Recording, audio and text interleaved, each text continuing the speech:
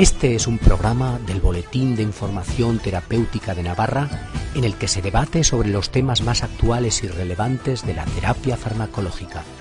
Esperamos que disfruten del programa. Buenos días, soy Juan Herbiti, coordinador del Boletín de Información Terapéutica de Navarra, y hoy vamos a hablar del boletín número 4 del 2012 sobre medicalización del envejecimiento y síndrome por déficit de testosterona. Para ello tenemos a Enrique Gavilán, médico de atención primaria de Plasencia, Cáceres, y a Javier Gorricho, farmacéutico del Servicio Navarro de Salud. Buenos días a los dos. Buenos días. Buenos días. Bien, para introducir el tema, a mí me gustaría hacer algún comentario sobre el tema del envejecimiento en general, porque a lo largo de la historia siempre ha habido intentos de, por lo menos, ralentizar el envejecimiento. Ha habido distintas aproximaciones y quizás, Enrique, sería bueno contextualizar este problema y ver cómo se ha ido abordando en los últimos años, ¿no? Bueno, hay que decir que se han buscado muchas formas se han buscado muchos elixires de la eterna juventud. Cuando realmente se empieza a ligar la testosterona y su déficit con el paso del tiempo, con el problema de envejecimiento, viene a ser a finales del siglo XIX.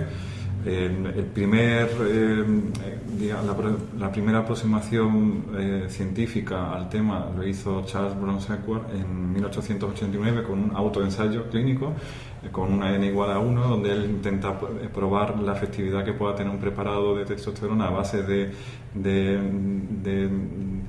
testículos de animales, y se autocomprueba los efectos que pueda tener. Uh-huh. Luego, con el tiempo, se ha visto que realmente las concentraciones de testosterona que tenían eran tan bajas que probablemente todo fue efecto placebo. Cuando realmente se empieza a probar, a sintetizar la hormona, fue en el 1935. En 1939 los sintetizadores de la hormona reciben el premio Nobel. Y luego, a partir de ese momento, tenemos un hecho histórico, y es que Hitler utilizó esos preparados de testosterona no porque tuviera ningún síndrome por déficit de testosterona, sino como forma de dopaje, ¿no? Y luego, en la década de los 50, se empieza a hablar ya de climaterio masculino.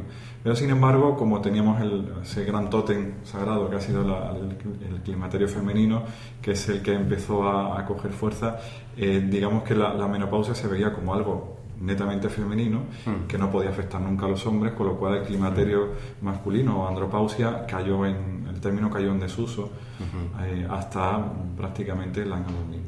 Ya. Oye, ¿y exactamente el síndrome por déficit de testosterona qué es?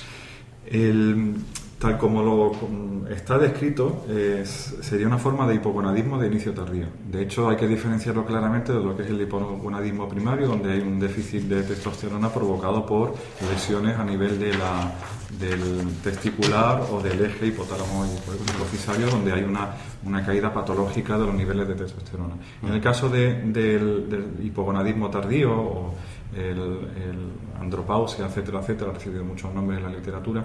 La caída mucho más gradual es aproximadamente un 1% anual a partir de los 40 años, y está caracterizado por síntomas y signos que son más o menos típicos. La mayoría de ellos no se corresponden luego con niveles de testosterona bajos, y luego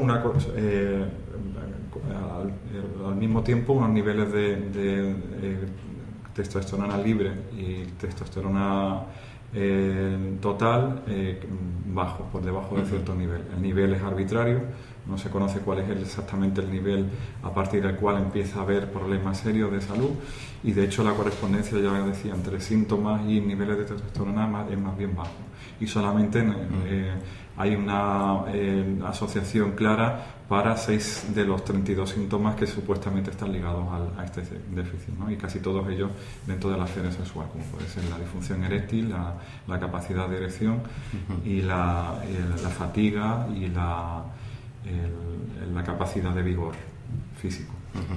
Sí, porque además es interesante recordar que la testosterona es una hormona que no se sintetiza constantemente, sino que tiene picos. Entonces, claro, depende del momento en que se haga la determinación, pues te puede salir unos niveles u otros.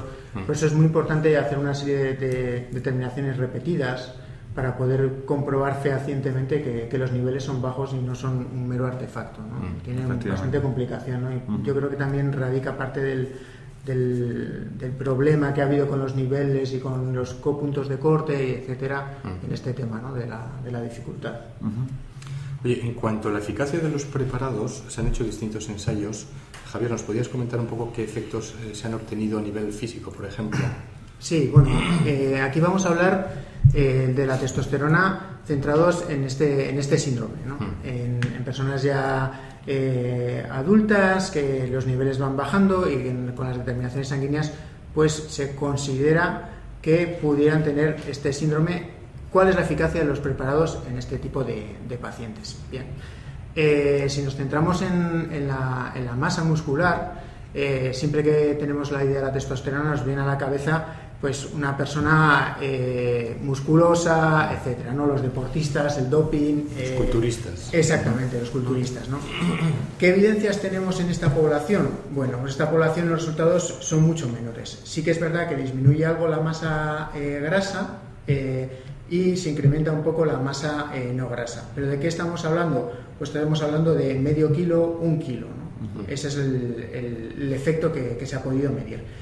Sí que es importante resaltar también que una vez que dejas el tratamiento los efectos no se mantienen, se vuelve a perder esta masa, este incremento de masa muscular.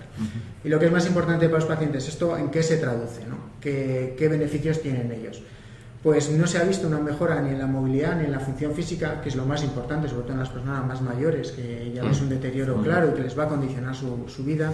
No se ha visto una mejoría en ellos, y tan solo en algunos ensayos, en la fuerza de prensión del puño o en la fuerza de la extensión de rodilla, pero medidas muy pequeñas y con una muy dudosa eficacia clínica. Es decir, el paciente no percibe que tiene una mejora clara en su fortaleza muscular. El otro campo que también se ha hablado siempre, ¿no? Cuando hablamos de estas hormonas, y un poco una imagen similar al tema del tratamiento hormonal en mujeres menopáusicas, es el tema de la densidad ósea, ¿no? Bueno, ya sabemos los problemas de morbilidad y de calidad de vida que suponen a los pacientes mayores, ¿no? Tanto las fracturas lumbares clínicas, ya no las radiológicas, pero sí las clínicas, como las de cadera. Pues dices, bueno, si mejora esta densidad y conseguimos que se fracturen menos, pues tendría un campo, ¿no? Pero nos volvemos a encontrar lo mismo, que no hay evidencias de que disminuya las fracturas, no hay ningún ensayo bien realizado, y en cuanto a la densidad, en cadera no han incrementado la densidad de mineral ósea, y en lumbares tan solo los preparados inyectables y no los transdérmicos, que son los más utilizados actualmente, tienen un ligerísimo incremento de masa. Con lo cual no tiene ninguna relevancia clínica. Eso es, no tiene relevancia. Entonces, a día de hoy, en ese campo no hay ninguna certeza de un efecto beneficioso de los fármacos.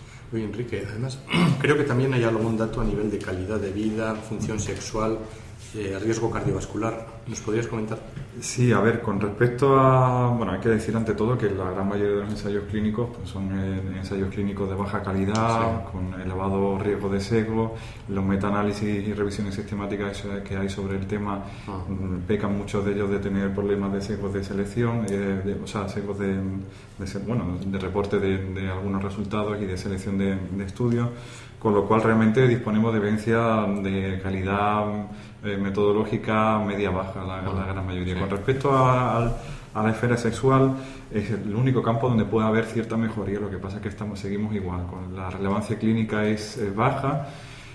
Puede ser que tenga alguna mejoría con respecto a la disfunción eréctil, a la capacidad eréctil del varón, pero sin embargo la satisfacción y la calidad de vida tampoco la mejoran realmente. Entonces, al final, en definitiva, tenemos un preparado que se ha intentado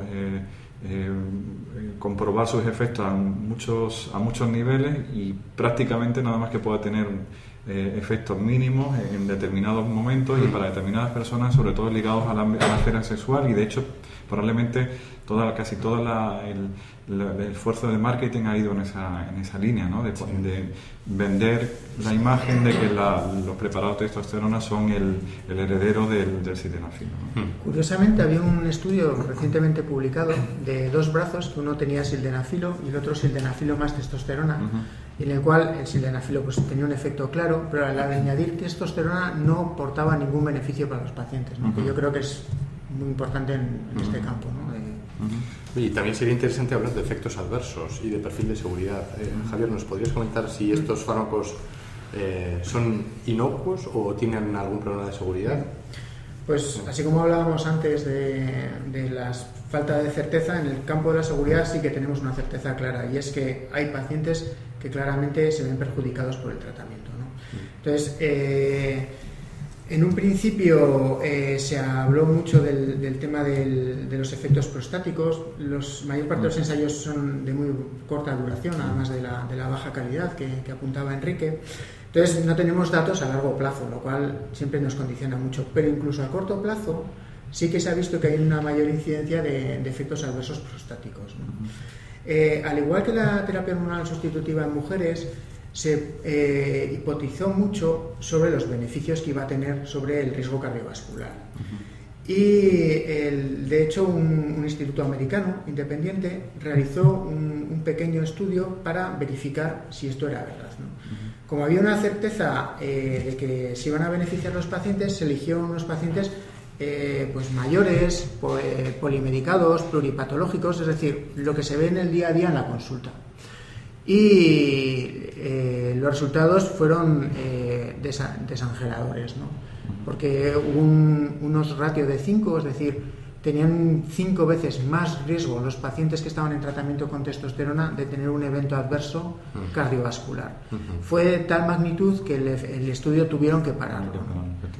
Y tenía, para que nos hagamos una idea de la utilización de testosterona, sobre todo en el mundo anglosajón, este estudio se publicó en la revista de más impacto, de más prestigio de Estados Unidos. O sea, fue un tamaño muestral muy pequeño porque creían que la información era muy relevante para la práctica clínica. Entonces, sí que está claro que en pacientes mayores ya no solo no es que no proteja, como se hipotizó mucho, sino que se puede estar poniendo en riesgo a los pacientes. ¿Y cuál es el consumo de estos medicamentos? ¿Está creciendo, no está creciendo? ¿Es alto, es bajo?